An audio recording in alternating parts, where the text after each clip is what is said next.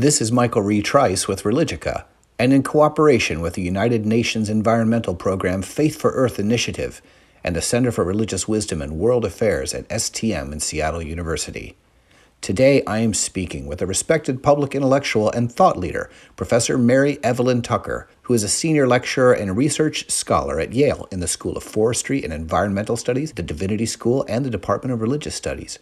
Dr. Tucker also co-directs the popular Yale Forum on Religion and Ecology. And today, we are speaking together about the Yale Forum, about the creative power of grief, about the new stories emerging in a time of crisis, and more. Take a listen. There's so much to talk about here. Thomas Berry, as you noted, with expertise that ranged widely and with a deep spiritual impulse to work that invited others across disciplines to a moral imagination for their place in the cosmos, in the world. You studied with him, knew him, wrote and lectured on him, and I imagine you called and counted each other as friends, if I can say. Professor Berry wrote in his booklet, The New Story, about how religions and science responded to the Black Death, the plague of the medieval era that devastated society. Here we are in a pandemic age again. What do you believe, Dr. Berry, and what do you believe, indeed, are the new stories that must emerge today for our shared future? Well, it's a wonderful question. And Thomas Berry was, as you note, one of the most prolific thinkers, so very condensed but suggestive ideas that we're all still living with and unpacking. So his notion that the Black Plague devastated Europe and that it split the creation and redemption sides of Christianity because people wanted to move out of the world and have salvation and assurance of care because the devastation was so great. And in the midst of a pandemic now, we know there's been others with millions and millions of deaths, including the 1918 flu and so on. But I think what Berry would be saying is that we need stories that begin to integrate in a way that's not just dualistic of death and life, of destruction and creativity, but of this entanglement, this enmeshment, if you will, of life and death. And that is true throughout all of the natural processes that we are embedded in. And it's why I think, in part, he came up with this notion, human-Earth relations has got to be reinvented within this vast unfolding process of evolution, where the science of it needs to be integrated with a spiritual attunement as well. So the intertwinement of creativity and destruction will inform new theologies and even new practices. It's not going to say we're going to do away with suffering. No, it's not going to say we're going to answer theodicy, the problem of how does evil exist in the world. But it is bringing us, even breaking us through to some new understanding of who we are as humans, why we're here, and how we can deal with suffering in new and creative ways. That's saying a lot in a big frame, but I think it has very practical implications too. In terms of the connection to the sacred during a pandemic age, how we understand that connection, or maybe if we are more porous or ready to hear that there is a connection between, say, the pandemic and a changing environment. What are your thoughts on these possibilities? Well, we're all struggling with that notion of being in the midst of something that no one can control, no one really anticipated, and something that's shutting down the whole world. And so, of course, in the midst of perhaps our most unified moment in our whole life, we're re-examining what is the sacred, what is the meaning of our life. I think part of this is to say we need new stories, and that's what Thomas Berry was trying to say. We need stories that say we can't have healthy people on a sick planet.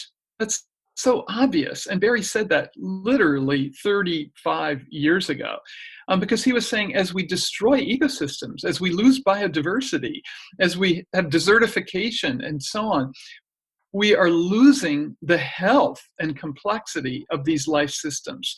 As humans are beginning to reevaluate what ecological integrity means, how humans fit into that, these will be new stories for an integrated ecology, a sense of ecological economics, and of profound new stories of equity. All of that is going to shift because the ground on which we all stand is shifting. We're returning to the earth amidst this pandemic. We know the air is clearing. We know species are coming back. We have foxes in our yards. We have lots of birds and the bird song. That's the beauty of this moment. And there was just a report from the Potsdam Institute in Germany, the leading climate institute, saying, of course, the air quality has improved.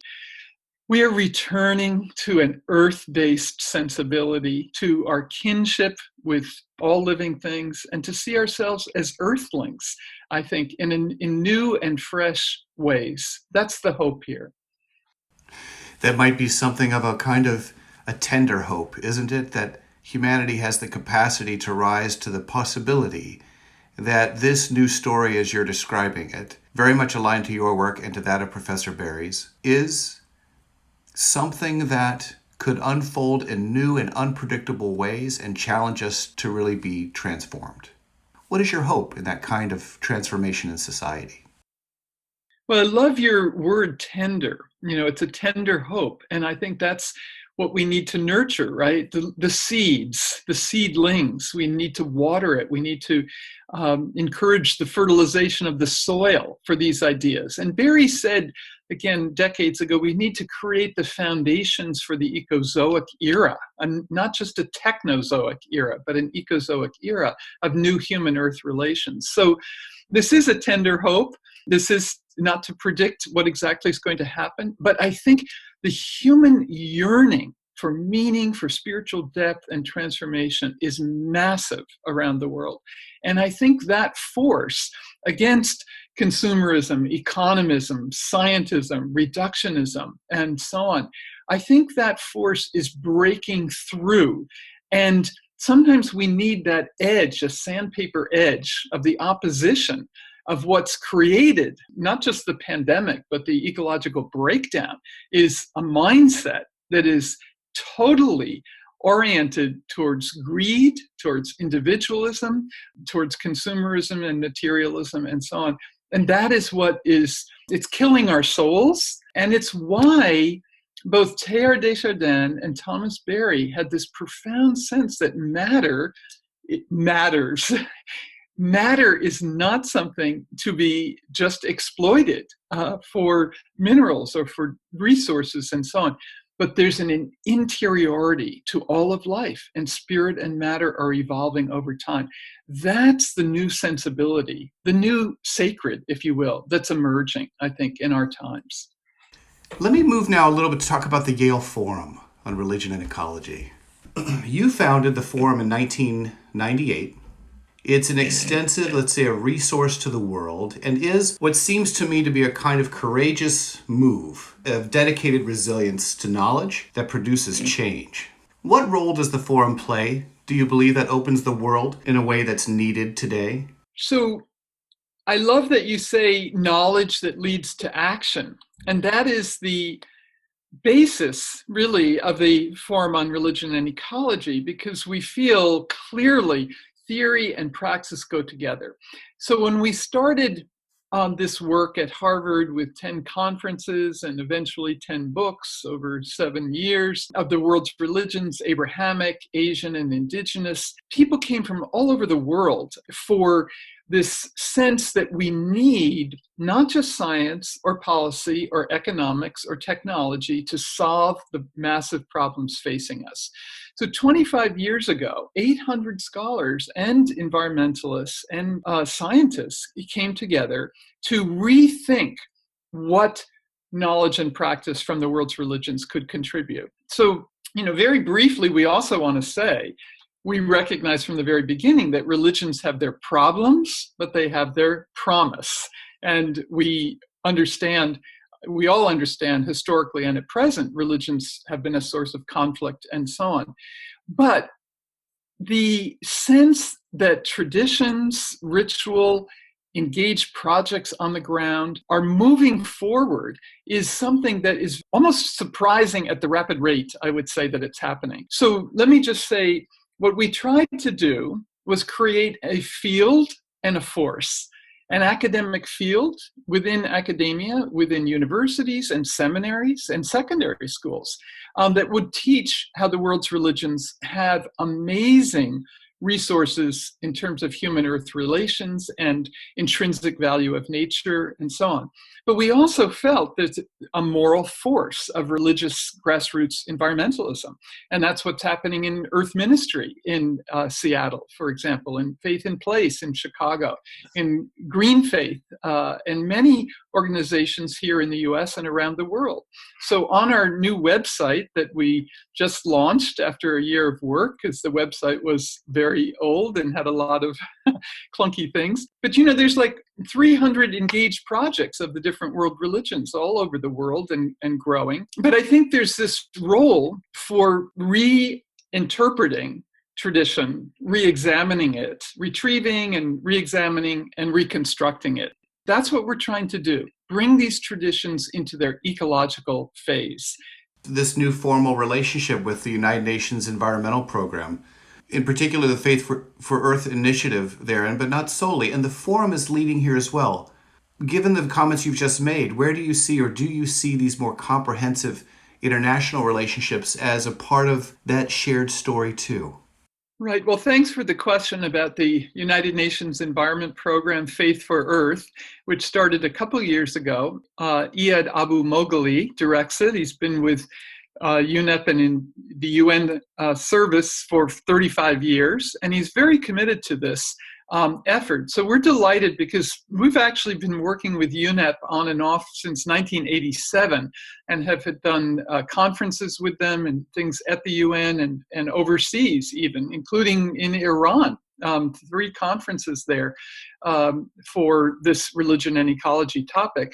So this is a very important moment, and we're delighted with the invitation from UNEP, and in part because they saw the vast resources that are on display on this new website, the statements of the world's religions, the videos that are there. There's annotated bibliographies of books and articles and so on. So there's a massive amount of materials available that simply wasn't there 20 years ago.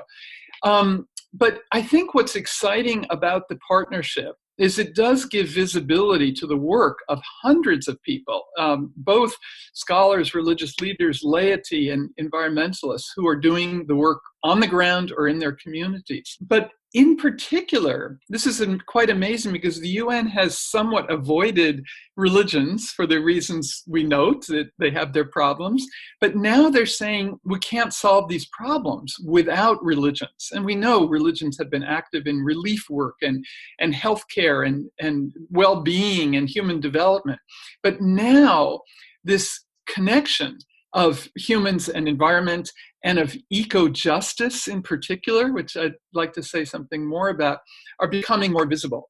So Gutierrez, the Secretary General, makes this point. We need religions. Inger Anderson, who's the head of UNEP, is making this very clear. There's a new moment for all of us who care about the vibrant flourishing of our human community, but also this integral ecology that Laudato Si, the encyclical from Pope Francis, brings forward. And I'm happy to say something more about that too. Let's talk about both. You mentioned eco-justice and Laudato Si.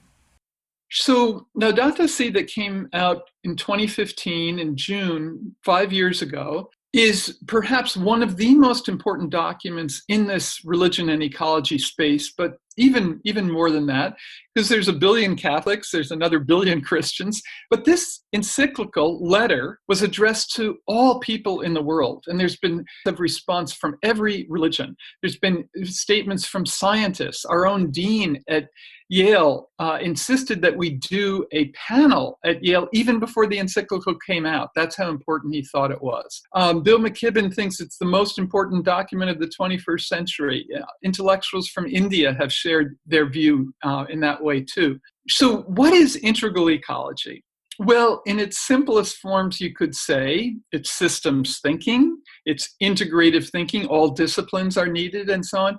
So it puts together the social justice concerns that many religions have had for the vulnerable, for the poor, for equity, for dignity of the human, with the environmental issues, which include environmental justice, who is suffering the most. We see Flint, Michigan, we see inner city water issues, and on, the injustices in Louisiana with the oil refinery plants and so on.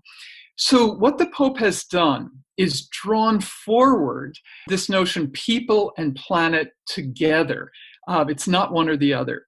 And that cry of the earth, cry of the poor came from a book that Leonardo Boff, a liberation theologian in Brazil, wrote in 1997. And it's in a series that we've done on ecology and justice from Orbis Books.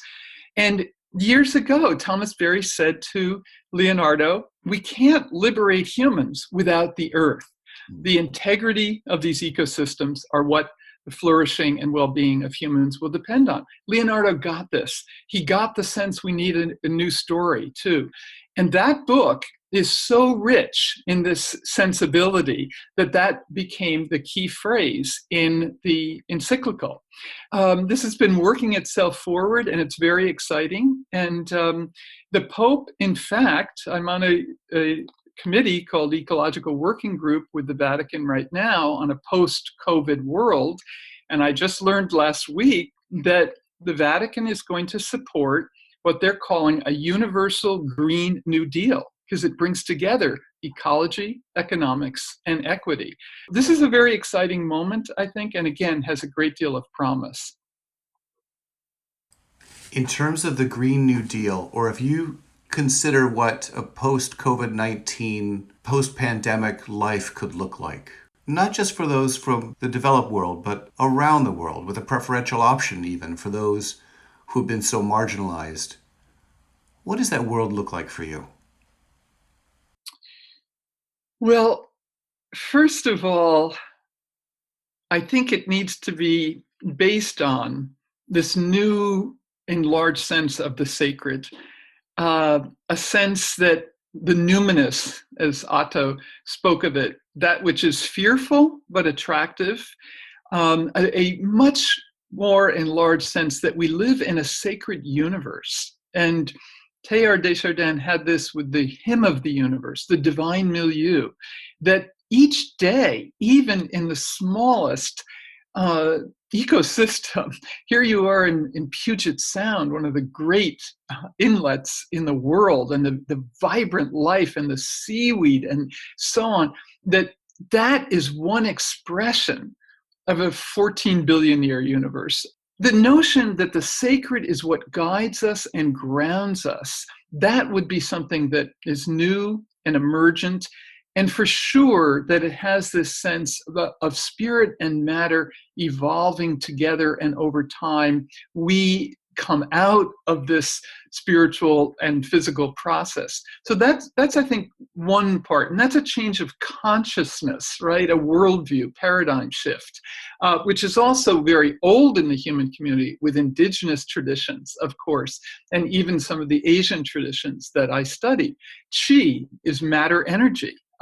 Evolving over time. And to keep ourselves healthy, we do Qigong, Tai Chi, we do these kinds of practices that align us with the vibrancy of Earth and universe. So we're recovering ancient sensibilities of a living Earth system. But then I think that would move towards cooperative entities in terms of the economy, co-ops, and so on, and new sustainable agriculture, cooperative CSAs, community-supported agriculture, and things like that. How are we going to feed ourselves organically and healthily, and not having factory farming of animals and so on, not even eating? I've been a vegetarian for 40 years, but the meat situation and so on, the food situation, this is all a new sense of what is truly security.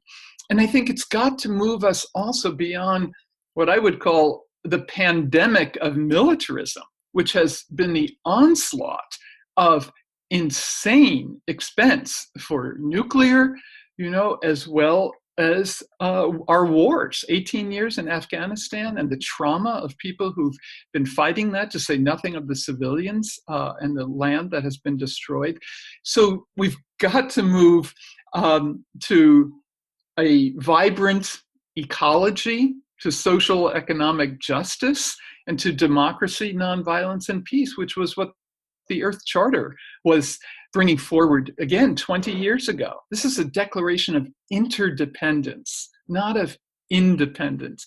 So those are some of the things I think are possible, or at least we need to vision them. Not all of them will happen, but some of them are already happening, and that's very exciting and inspiring. And maybe a final thing I'll say is, what's getting us through this period, isn't it? The arts, the music. Andrea Bocelli singing in the Duomo in Milan on Easter Sunday, and Ave Maria and Panis Angelicus, and then going outside and singing Amazing Grace. Someone who's blind and singing that beautiful song. All of the music, the Italians singing from their balcony, and people saluting the healthcare workers and people on the front line, and so on. I think this is the resilience of the human spirit that pours itself out into arts and creativity and sustains us. This is a profound spiritual practices, really. Thousands of religious leaders who also stand in front of and with their communities throughout the week in a way that is mindful of ritual and thoughtful about ecological and justice perspectives, and careful to sensitize also, let's call it, the moral and spiritual barometers of those in their communities. This is a time for them to also, if I can use this word, to preach a kind of message, or to communicate a message with others about the transformation coming, and that, just as you mentioned, these kinds of spiritual and moral barometers are essential for our future. What do we say to those leaders? What do you say to those leaders in terms of the messages that matter now, at a time where the arrival of the sacred is taking place, as you've noted, and yet we also have significant rising conflict? Well, again, this is why Teilhard's been such a source of inspiration to me over time. I mean, I lived through the Vietnam War and the disruption of the 60s in Kent State 50 years ago, where students were killed. And I was in college in Washington, D.C., and I was tear gassed in the demonstrations. We've lived nothing quite like this moment, but we've lived through very, very difficult times, as did people in the two world wars and Korean wars and so on and so forth. So I think religious leaders, yes, are called to, well, they're ministering, aren't they, to people who are dying, to families who are losing people. We have students at the Divinity School who are doing this, right now. We have students dealing with the homeless in New Haven, and your incredible project on homelessness. So there is a resilience of the human spirit, again, that's pouring itself out, I think, into religious leaders trying to speak to sorrow of loss, and yet hopefully creativity. And I think there's no doubt that the hate crimes, the Southern Poverty Leadership Group has noted this for a long, long time, the growing hate crimes, etc. My grandfather was a historian of Europe. He wrote his last book called Nationalism, a Religion, and helped birth this field of nationalism, which you understand well, Michael, that says our jingoism becomes somehow national pride, and we're losing a sense of a common good, both as people belonging to nations, but as people belonging to an earth community, well beyond this statism and political confinement. And the UN, for all of its problems, still stands for that sense that we have to work together for I like to say, a multiform but planetary civilization, planetary community, respecting difference. And yet there's no future without a common future. That is what's coming forward more and more. Catholic social teachings has that sense of a common good and whatnot. Confucianism has it, which is why I study this tradition and I respect it a lot, that you're not an individual, you're part of these communities of family, of education, of politics, society, the earth, and the cosmos itself. That's your full identity. Buddhism has it as well, the interdependence of all life. I think religious leaders have extraordinary roles right now, and many of them are rising to the occasion as their own frontline healers and ministers. So we salute them along with the healthcare workers. We are, it seems to me, in part a society looking for new language, which is what pandemics do, right? They're a significant rupture. Well, one thing I'd like to mention in terms of religious leaders, ministers, priests, and laity is this. We've tried to work towards the greening of seminaries, and we had money from Pew and other organizations, MacArthur even, to do this. And we worked at Union Seminary in New York and Claremont and the Chicago schools. So how to help the training of ministers and leaders. This needs to go forward. This needs to be jump-started because it hasn't. And in part because, to be honest, I don't think our Christian traditions, for example, and other religions have fully gotten, until this moment, the powerful, incontrovertible dimension of the environment for everything.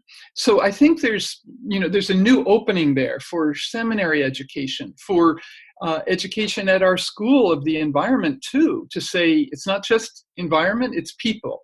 So this is part of the weaving together that Laudato Si is inviting us into. And it's why we have a Divinity School at Yale and the School of the Environment that we're working exactly to try and synergize this. And it's not easy. It's not easy. So I have certainly hope, going forward. But I want to just mention one or two things that I think are quite extraordinary. This next week, there's going to be a festival of homiletics, which has 11,000 people signed up. And the whole topic, and for the first time in the history of this conference, the topic is religion and climate change. I think, and we've known this, many ministers say to us, or priests and so on, we don't know how to give a homily on this. And the other thing I want to say is our students have been so creative, as they always are this term, but in a Journey of the Universe course, some of them have come up at the end, these are divinity students, with new rituals, you see, and I would say rituals of mourning our loss and mourning our new beginnings. And they've done sermons, which are quite amazing, including an African-American Baptist minister and an inner-city African-American woman speaking to her congregation on these issues. This creativity is flowing forth in both ritual and in homilies. And as I've said many times, in practice, which includes tree planting, river restoration, and all the things, again, that Earth Ministry and Faith in Place and Green Faith is doing. These are tremendously important projects and organizations helping to move this forward.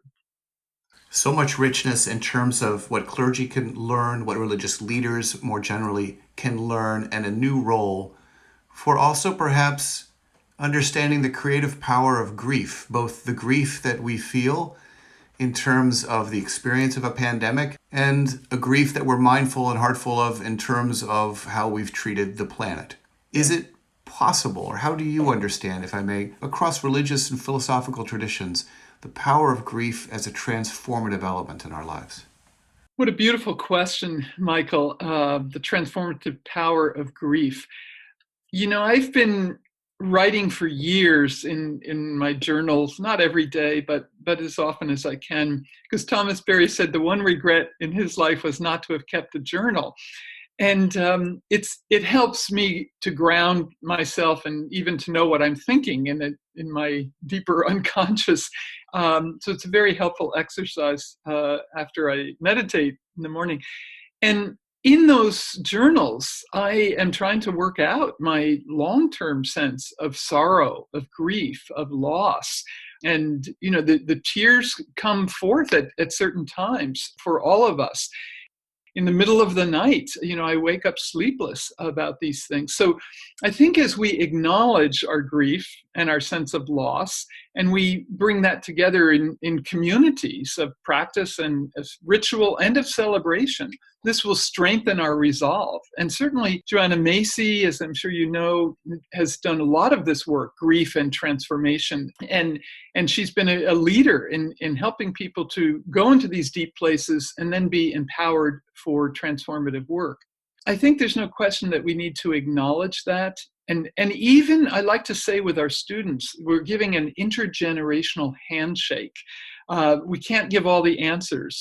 We can't even predict the future, but we can say your work, your ideas matter. And we share the grief, we share the loss. We have to acknowledge this with the next generation.